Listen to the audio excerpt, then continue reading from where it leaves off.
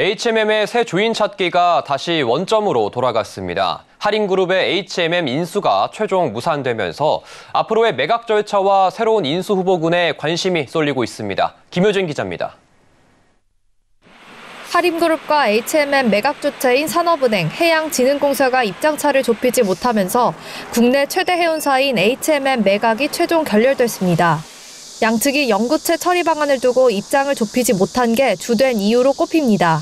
할인은 앞서 산은과 해진공이 보유한 영구채의 주식 전환을 3년간 유예해달라고 요구했다가 매각 측의 반대에 철회한 바 있습니다. 영구채 주식 전환이 유예되면 할인 측 지분이 57.9%로 유지돼 H&M으로부터 받을 수 있는 배당이 늘어나 인수대금 부담이 줄어들기 때문. 할인그룹은 오늘 입장문을 내고 협상이 무산된 데 대해 매우 안타깝고 유감스럽게 생각한다면서 실질적인 경영권을 담보해주지 않고 최대 주주 지위만 갖도록 하는 거래는 어떤 민간 기업도 받아들이기 어려울 것이라고 밝혔습니다. H&M은 다시 채권단 관리 체제로 돌아가게 됐습니다. 산업은행은 조만간 재매각에 착수한다는 입장이지만 최근 해운 업황의 불확실성을 고려할 때 빠른 시일 내 새로운 인수 희망 기업을 찾기 어려울 거란 관측도 나옵니다. 업계 한 전문가는 업황이 침체기로 가는 분위기에서 합리적인 가격대가 형성되기 전까지는 인수에 좋은 상황이 아니라고 설명했습니다. 일부에선 자금력이 약하다는 평가를 받는 할인이 덩치가 더 큰 기업을 인수해 그룹 전체가 위험해지는 승자의 저주에 빠질 수 있다는 우려가 있었던 만큼 앞으로는 자금력을 갖추고 시너지가 기대되는 대기업이 나서야 한다고 조언합니다. 자본력이나 대내외적으로 공신력이 있다고 판단하는 기업들이 충분히 참여한다고 봤겠죠. 국내 대기업뿐만 아니라 국내 기업들도 매력이 있어서 참가하지 않을까. 한편 할인그룹과 맞붙었던 동원산업도 조심스럽게 인수작업 참여 가능성을 열어놨습니다. 동원 측은 해운업 상황이 변해 당장 확정된 입장은 없지만 장기적으로는 관심 있게 지켜보고 있다고 밝혔습니다. 서울경제TV 김효진입니다. 금융권이 프로젝트 파이낸싱 PF 손실을 막기 위해 분주한 움직임을 보이고 있는데요. 대규모 총담금 쌓기에 이어 이번엔 펀드를 조성해 직접 유동성 공급에 나서고 있습니다. 자금 경색에 놓인 현장에도 얼마나 숨통이 트일지 주목됩니다. 이연아 기자입니다. 태영건설로 촉발된 건설사 PF 위기는 현재 진행형입니다. 이 가운데 유동성 위험이 꾸준히 제기된 롯데건설은 당장 다음 달 6일 1조 5천억 원 규모 PF 대출 만기가 도래하는데 8개 금융사가 마련한 PF 유동화증권 매입 펀드로 1차 위기를 넘겼습니다. 국민, 신한, 하나, 우리은행과 산업은행이 1조 2천억 원 규모 선순위 출자에 나섰고 KB, 대신, 키움증권 등 증권사가 4천억 원 규모 중순위 출자에 참여했습니다. 마지막으로 롯데그룹 계열사가 7천억 원 규모 후순위 출자에 나서면서 급한 불을 껐습니다. PF 리스크 확산 우려가 높아지면서 금융사들의 움직임도 더 분주해졌습니다. IBK 기업은행과 계열사들은 연합자산관리 유암코와 함께 지난달 PF 사업 정상화를 위한 1,500억 원 규모 펀드를 조성했습니다. 부실 또는 부실 예방 사업장에 수혈하는 방식인데 유암코가 부실채권 투자관리회사라는 점에서 속도감 있는 자금 투입을 기대하고 있습니다. 또 PF 대출 중 부실 위험도가 높은 브릿지론 비중이 58%에 달하는 저축은행도 PF 펀드 추가 조성에 나섰습니다. 330억 원 규모 1차 PF 펀드 자금이 거의 다 소진되면서 700억 원 규모 2차 PF 펀드 마련에 나섰습니다. 지난해 한국자산관리공사와 금융권은 1조 원 규모 PF 펀드를 조성했지만 이렇다 할 성과를 내지 못하고 있어 금융사들은 자구책의 일환으로 PF 시장에 막힌 돈줄 풀기에 나서고 있는 겁니다. 여기에 금융당국의 PF 옥석 가리기 압박도 상당한 영향을 미친 것으로 분석됩니다. 앞서 이복현 금융감독원장은 금융사와 건설사를 향해 수차례 부실 PF 구조 조정의 필요성과 리스크 관리에 소홀한 금융사는 시장에서 퇴출하겠다는 강경 발언까지 이어가면서 속도전을 주문한 바 있습니다. 당국은 금융사 PF 리스크를 최소화하며 연내 PF 부실 정리를 마무리하겠다는 계획이기 때문에 이에 맞춰 금융사들도 속도감 있는 유동성 공급을 위한 추가적인 PF 펀드 조성 움직임이 예상됩니다. 서울경제TV 이연아입니다. 카카오뱅크가 연간 역대 최대 실적을 담은 성적표를 받았습니다. 연간 이익으론 지방은행을 위협할 정도로 성장했는데요. 올해는 비대면 보금자리론과 외환 서비스 등 신상품을 통해 추가 성장 동력을 확보한다는 계획입니다. 김도하 기자입니다. 카카오뱅크는 오늘 실적 발표를 통해 지난해 당기순이익이 3,549억 원으로 집계됐다고 밝혔습니다. 전년 대비 무려 34.9% 증가한 수치로 연간 기준으로 역대 최대 기록입니다. 지난해 영업이익은 4,785억 원으로 전년보다 35.5% 늘었고 같은 기간 수신잔액은 47조 1천억 원을 기록하며 14조 원 증가했습니다. 역대급 실적에는 주택담보와 전월세 대출의 폭발적 증가가 배경으로 꼽힙니다. 주담대 잔액은 3분기 8조 원에서 4분기 9조 1천억 원으로 불과 석 달 만에 1조 원이 불어났습니다.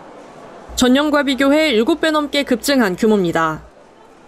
여기에 비대면 대환대출과 신용대출 갈아타기 서비스를 시작한 이후 카카오뱅크 점유율은 53개 금융사 가운데 14%까지 치솟았습니다.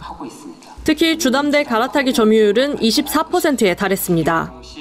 폭발적 대출 증가 덕분에 이젠 지방은행에 견줄 만한 규모로 성장했습니다. 지난해 기준으로 지방은행 가운데 부산은행과 순이격차는 불과 200억 원 수준으로 좁혀졌습니다. 한 달 적금과 모임 통장에 힘입어 수신 규모도 빠르게 늘었습니다. 수신 잔액은 47조 1천억 원을 기록하며 전년 대비 14조 원 증가했습니다. 한 달 적금은 출시 25일 만에 가입자 수 100만 명을 돌파했고 모임 통장은 지난해 12월 말 기준으로 가입자 1,000만 명을 넘어섰습니다. 카카오뱅크는 올해 대출 증가율을 20%로 예상하면서 성장세도 계속 이어질 것으로 전망했습니다. 절대 규모의 성장에 따라서 약간의 하향 조정은 있을지언정 굉장히 의미 있는 수준으로 여전히 지속할 수 있다는 게 저희 내부의 판단입니다. 더불어 올해 금융생활 필수앱 인식을 확산하기 위해 100% 비대면 보금자리론과 외환 서비스 등 새로운 상품을 선보여 시장 굳히기도 가속화한다는 계획입니다. 서울경제TV 김도하입니다. 실적 시즌을 맞아 상장사들의 실적 공개 릴레이가 진행되고 있습니다. 기업들이 주주가치 재고를 키워드로 내세우며 주가 부양 기대감을 키우고 있습니다. 서청석 기자입니다.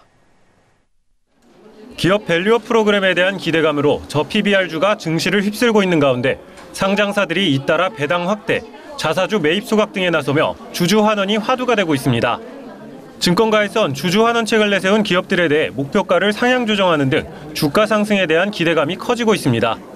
SK가스는 전날 잠정 실적을 발표하면서 주당 배당금을 상향했습니다. 매출과 영업이익이 2022년보다 줄었지만 주주가치 재고 차원에서 기존 연간 주당 6,000원이었던 배당을 8,000원으로 올렸습니다. 이에 신한투자증권 등은 SK가스의 목표가를 17,000원에서 22,000원으로 상향했습니다. 4대 금융지주사 중 하나금융과 우리금융지주도 주주 환원 정책 개선을 발표했고 주가에 긍정적인 영향을 주고 있습니다. 하나금융은 작년 연간 주당 배당금을 3,400원으로 올려 전년보다 50원 증가했고 자기 주식 매입 소각 1,500억 원에 이어 올해엔 자사주 소각 규모를 3,000억 원으로 늘린다는 계획을 발표했습니다. 발표 직후 하나금융지주의 주가는 장중한 때 57,100원을 기록하며 52주 신고가를 경신했습니다. 이어 우리금융도 내년 연간 DPS와 주주 환원율 상승을 예고해 중장기적 주주 환원에 대한 의지를 보이면서 증권업계가 목표가를 상향 조정했습니다. 여기에 미래에셋증권과 진우스처럼 자사주 매입 소각 계획을 내놓으며 주주 환원책 확대 흐름에 발맞추고 있는 기업들이 늘고 있습니다. 박윤철 하이투자증권연구원은 기업들의 주주 환원 확대는 정부 정책과 맞물려 생기고 있는 현상이라며 이런 분위기가 단기에 그치지 않고 트렌드화된다면 장기적으로 국내 증시 상승 견인에 긍정적인 영향을 줄 수 있다고 설명했습니다. 다만 이런 움직임이 총선을 겨냥해 단기적 이슈로 그칠 가능성도 있어 투자 시 주의가 필요하다는 의견도 있습니다. 서울경제TV 서청석입니다. 제4 이동통신사로 선정된 스테이지X 컨소시엄이 내년 초 전국망 통신 서비스 시작을 예고했습니다. 각종 수수료와 유통구조를 바꿔 파격적인 가격의 요금제를 내놓겠다는 계획도 밝혔습니다. 윤혜림 기자입니다. 스테이지X가 내년 전국망 통신 서비스를 출시하겠다는 목표를 밝혔습니다. 올해 2분기 중 법인 설립을 완료하고 본격적인 서비스 구축을 시작해 내년 상반기 전국망 통신 서비스를 지원한다는 계획입니다. 오늘 스테이지X는 여의도 페어몬트 엠버서더 호텔에서 미디어데이 행사를 열고 이 같은 내용을 담은 5G 28GHz 통신 사업 전략을 설명했습니다. 특히 고객 중심의 파격적인 요금제, 혁신 기술을 통한 리얼 5G 통신 경험, 믿을 수 있는 모두의 통신사라는 세 가지 지향점을 제시했습니다. 스테이지X가 통신 요금 인하를 위해 내놓은 방법은 AI 기술 투자입니다. 파격적인 요금제를 제공하기 위해 철저하게 온라인 중심의 투명하고 거품 없는 유통 구조를 만들고 AI 기술을 집중 투자하여 모든 운영을 AI가 담당하도록 경제적인 운영 체계를 반드시 만들 것입니다. 4,300억 원에 이르는 낙찰가와 높은 기지국 구축 비용으로 사업성 우려가 컸던 만큼 비용 절감 방안도 세웠습니다. 스테이지X는 통신사 서비스 운영을 담당하는 코어망 전체를 클라우드로 가상화하고 확장성, 가용성 등을 확보해 효율적인 비용으로 구축하겠다는 보관을 내놨습니다. 여기에 정부, 기업들과 협력해 새로운 딥테크 통신사로서 자리 잡겠다는 청사진도 밝혔습니다. 북미에 이미 출시된 갤럭시, 아이폰 28GHz 지원 단말기를 국내에서도 이용할 수 있도록 과학기술정보통신부와 협의해 적극 추진하고 폭스콘과는 스테이지X 전용 28GHz 탑재 단말기를 개발해 브랜드 가치를 높여간다는 계획입니다. 한편 일각에서 나오는 재정 능력에 대한 의구심에 대해 서 대표는 정부 정책 자금을 제외하고도 초기 자금 4천억 원을 마련했다고 밝혔습니다.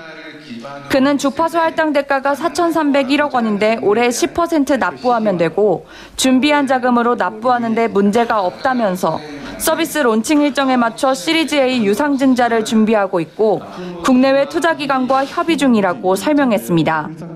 서울경제TV 윤혜림입니다. 1인 가구가 늘면서 편의점 매출이 대형 마트를 앞지른 지 오래입니다. 이커머스, 백화점, 편의점에 밀린 마트 업계는 그로서리 강화라는 새로운 전략으로 전성기 되찾기에 나섰습니다. 앞서 재단장에 나섰던 일부 지점들은 매출 증대 효과를 봤다고 발표했습니다. 이해란 기자입니다. 대형마트 전성시대를 저물게 한 건 온라인 쇼핑뿐만이 아닙니다. 1인 가구가 늘면서 소용량으로 다양하게 제품을 살 수 있는 편의점이 2021년부터 마트를 제치고 성장세를 이어가고 있습니다. 지난달 30일 산업통상자원부가 발표한 자료에 따르면 지난해 유통채널 중 온라인이 전체 매출의 절반을 차지했습니다. 온라인과 편의점은 전년에 비해 비중이 늘어난 반면 다른 유통채널은 줄었습니다. 이런 추세가 계속되면서 대형마트와 기업형 슈퍼마켓은 맛과 신선함이라는 강점을 내세우며 그로서리, 즉 식료품에 힘을 싣고 있습니다. 주력 유통채널 간의 비교를 해보면은 대형마트의 신선식품 쪽이 제일 소비자들한테 신뢰를 준다. 만져보고 보면서 살 수 있으니까 과거에는 점포수를 늘리면서 성장을 할 수 있었는데 지금은 시장 환경이 여의치 않기 때문에 기존 매장에서 매출을 극대화하기 위해서는 롯데마트 은평점은 지난해 12월 28일 매장의 90%를 식료품으로 채우는 그랑 그로서리로 재단장했습니다. 기존 마트의 식품 구성이 50에서 60%인 것과 비교하면 압도적입니다. 내부에 44m 길이의 즉석 조리식품 매장 롱델리로드를 만들어 간편식과 즉석 조리식품을 대거 선보인 결과 매출이 한 달 사이 10% 늘었습니다. 홈플러스는 신선식품 등 먹거리를 앞세워 2년 전부터 지금까지 총 24개 지점을 메가푸드마켓으로 재단장했습니다. 해당 지점들의 3년 전 매출과 올해 1월 매출을 비교하면 평균 30% 늘었습니다. 기업형 슈퍼마켓인 홈플러스 익스프레스 학동점은 1인 가구 소비 패턴에 맞춰 소량 식품군을 강화했습니다. 재단장한 11월 첫 주에는 매출이 70% 늘고 3달간 평균 2자릿수 이상 매출과 고객 수가 증가했습니다. 이마트 역시 비효율 점포를 정리하고 체험형 콘텐츠와 그로서리 매장을 늘릴 계획입니다. 온라인이 훨씬 싸고 훨씬 더 다양하게 있으니까 이 그로서리, 그러니까 그 신선식품을 중심으로 한 그 매대에서의 경험이 달라야 한다가 저는 핵심 경쟁력이 된다고 저는 생각을 하고. 그로서리로 경쟁력을 키워 반격에 나서는 마트업계. 전성기를 되찾기 위해 사활을 거는 모습입니다. 서울경제TV 이혜란입니다. 억 단위 시세 차익에 청약시장 승패를 가르고 있습니다. 어제 진행된 메이플자이 아파트 청약 결과 442대 1의 높은 경쟁률이 나왔는데요. 분양가 상한제가 적용돼 인근 시세 대비 10억 원가량의 시세 차익을 볼 수 있기 때문입니다. 반면 큰 시세 차익을 기대할 수 없는 곳은 줄줄이 미달되며 청약 시장 양극화 현상이 심화되고 있습니다. 이재영 기자입니다. 서울 서초구 잠원동 일대에 들어서는 3,307가구 규모의 대단지 아파트인 메이플자이. 한국부동산원 청약홈에 따르면 어제 진행된 1순위 청약 평균 경쟁률이 442.32대 1을 기록했습니다. 81가구 모집에 35,828명의 청약 통장이 몰린 겁니다. 이 아파트의 분양가는 59제곱미터 기준 17억 원대, 3.3제곱미터당 약 6,700만 원으로 비싼 분양가지만 주변 아파트 시세와 비교하면 10억 원가량 낮습니다. 실제 인근 레미안 원밸리의 경우 같은 평형이 28억 원입니다. 당첨되면 10억 원의 시세 차익을 볼 수 있다는 뜻입니다. 비싼 분양가에도 수요가 몰리는 이유, 억 단위 시세 차익입니다. 강남에서 분양한 아파트 중 평당 분양가가 가장 비싼데 그럼에도 불구하고 시세 차익을 크게 노릴 수 있다 보니 사람들이 그만큼 관심을 많이 갖게 된 것 같습니다. 강남의 경우 분양가 상한제가 적용되다 보니 시세 차익을 확실히 챙길 수 있어 수요가 몰린다는 겁니다. 이처럼 분양가와 주변 시세의 차이는 청약의 승패를 가르는 요인이 됐습니다. 서울 동대문구에 들어서는 이편한 세상 답심리 아르테폴에는 아직도 일부 세대의 주인을 찾지 못했습니다. 인근 아파트보다 분양가가 비싸 시세 차익을 기대할 수 없기 때문입니다. 지난해 11월 분양에 나선 이문 아이파크자이와 다음 달 입주를 앞둔 서울 동작구 상도 푸르지오 클라베뉴도 무순위 청약이 진행 중입니다. 여기에 비슷한 시기에 청약을 시작한 두산 위브더제니스 센트럴 양정의 경우 250가구 모집에 90명만 지원해 미달됐고 평택 브레인시티 대광로 제비양 그랜드센텀의 경우도 712가구 모집에 112명만 모집하며 청약 양극화 현상을 보이고 있습니다. 서울경제TV 이지영입니다.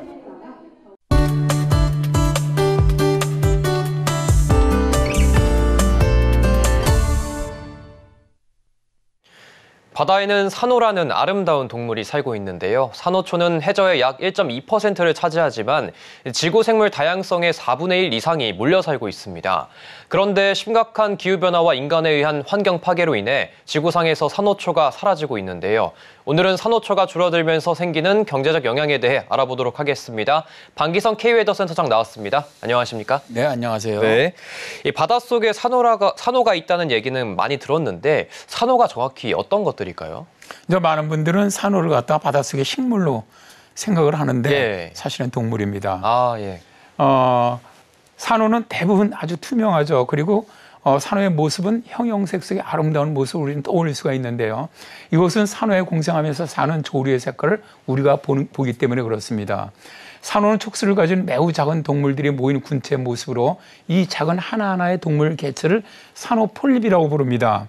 폴립에는 말미잘과 같은 구조의 촉수가 있어서 물속을 떠다니는 플랑크톤을 먹고 살죠. 산호는 광합성을 하는 황록 공생 조류와 공생을 하고 있고요.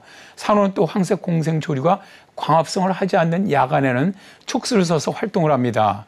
산호는 얕은 물과 깊은 물 모두에서 전 세계 바다에서 찾을 수가 있죠. 그러나 조류의 공생 관계에 의존하는 산호초를 만드는 산호는 광합성을 위해서 빛이 침투할 수 있는 얕고 맑은 물이 필요합니다. 또 돌이 많은 산호는 또한 적도에서 북쪽으로 30도에서 남쪽으로 30도에 걸쳐 존재하는 열대 또는 아열대 온도를 필요로 하고요. 산호의 분비물이 퇴적돼서 만들어지는 암초가 바로 산호초입니다. 그러니까 산호는 동물이고요. 산호초는 산호가 모여서 시간이 걸려 만들어낸 석회석 지형을 이야기하는 것이죠. 네, 그런데 이렇게 아름다운 산호가 지금 바닷속에서 좀 사라지고 있다고 하던데요. 아, 정말 슬프게도 그렇습니다. 예. 바다 생태계에 정말 긍정적인 영향을 주는 산호가 최근에 들어 사라지고 있는데요. 세계 산호초 감시 네트워크는 10년 동안의 서울 면적의 20배에 해당하는 산호초가 사라졌다라고 밝혔는데요. 유엔 환경기금의 지원을 받은 세계 산호초 감시 네트워크는 73개국 12,000개 지역의 산호초를 2009년부터 2018년까지 관측을 해왔어요. 그랬더니 11,700제곱킬로미터의 산호초가 사라졌다는 겁니다. 그런데 앞으로 10년 후에는 지구상의 산호초가 다 사라질 것이라는 충격적인 그런 연구가 나왔어요. 영국과 미국, 호주의 공동 연구팀이 2022년 2월에 산호초가 세계 바다에서 곧 사라질 가능성이 크다라는 연구 결과를 발표했는데요. 연구팀은 지구 평균 기온 상승치를 1.5도로 저지한다고 해도 산호초는 사실상 사라진다고 말합니다. 지구 기온이 1.5도 높아진 순간에 산호초가 지속적으로 살아갈 수 있는 수역이 현재 0.2%로 대폭 줄어들기 때문인데요. 이처럼 산호가 사라지는 가장 큰 원인은 기온과 해수온도 상승이고요. 이 외에도 과도한 해안 개발에 따른 환경 오염, 또 수산자원의 남획도 한몫하고 있다고 해요. 가끔 산호초가 다 사라진 바다에 무엇이 남아있을까 생각해보면 정말 끔찍할 때가 있습니다. 근데 좀 궁금한 게 있는데 좀 산호초가 중요한 이유가 있을까요, 따로? 일단 미 국립환경보호청에 따르면은 산호초에 관련된 자료를 2023년 5월에 발표를 했어요. 건강한 산호초는 다음의 것을 제공해 준다고 해요. 첫 번째, 상업적으로 수확된 어종을 포함해서 100만 종 이상의 수생생물의 서식지, 또 먹이, 산란 및 보육장의 역할을 하고 있고요. 두 번째, 산호초 근처, 특히 작은 섬에 사는 사람들을 위한 음식을 제공을 하는데요. 산호초가 지원하는 물고기 다양성의 상당 부분은 산호초에서 100km 이내에 사는 인구의 약 8분의 1에게 음식과 단백질의 공급원을 제공하기 때문에 매우 가치가 있죠. 동남아시아의 태평양에 걸쳐 있는 지역인 산호 삼각지대에는 1억 3천만 명 이상의 사람들이 거주하고 있고요. 또 알려진 산호 중에 4분의 3이 서식하고 있으며 식량과 어미, 관광 등 생태계를 있어 산호초에 의존을 하고 있습니다. 세 번째는 낚시라든가 스쿠버 다이빙, 스노클링과 같은 리크레이션 및 관광 기회를 제공해 주기 때문에 지역 경제에 수십억 달러의 경제적 이익을 주고 있고요. 네 번째는 해안 기반 시설을 보호해 주고 폭풍이나 쓰나미, 홍수 및 침식으로 인한 인명 손실을 방지를 해주고요. 다섯 번째, 질병 및 기타 건강 문제를 치료하는 데 사용할 수 있는 신약의 공급원으로 아주 매우 중요하다는 겁니다. 예, 그렇다면은 산호초가 주는 경제적 조금 이익은 어느 정도까지 될까요? 일단 미국의 해양대기처는 산호초가 주는 이런 어떤 모든 서비스는 엄청난 경제적 가치로 이어진다라고 말하고 있는데요. 전 세계 산호초의 연간 총 순이익은 298억 달러에 달하는데요. 이 중에 관광과 레크레이션이 96억 달러, 해안 보호가 90억 달러, 어업이 57억 달러, 산호초 구조에 대한 다양한 해양종의 의존도를 나타내는 생물 다양성이 55억 달러를 차지한다고 합니다. 거의 100개국이 산호초로 인해 관광의 혜택을 받고 있고요. 이 중 약 23개국에서 산호초 관광이 GDP의 거의 15%를 차지하고 있지요. 만일에 호주의 대산호초인 그레이트 베리어 리프가 건강해지면 약 5만 3천 개의 정규직 일자리가 창출될 것이고요. 카리브해의 경우 산호 개체수가 감소함에 따라 허리케인 활동이 최대 40%까지 증가하면서 막대한 경제적 손실을 초래할 것으로 추정이 되고 있는데요. 전반적으로 기후변화로 인해서 카리브해 지역은 해수면 온도 상승, 해수면 상승 및 종멸종으로 인해서 지역 GDP의 약 13.8%가 사라질 것으로 예상됩니다. 네, 산호초에 대한 보호가 잘 이루어졌으면 좋겠습니다. 지금까지 방기성 K웨더 센터장이었습니다. 감사합니다. 네, 감사합니다.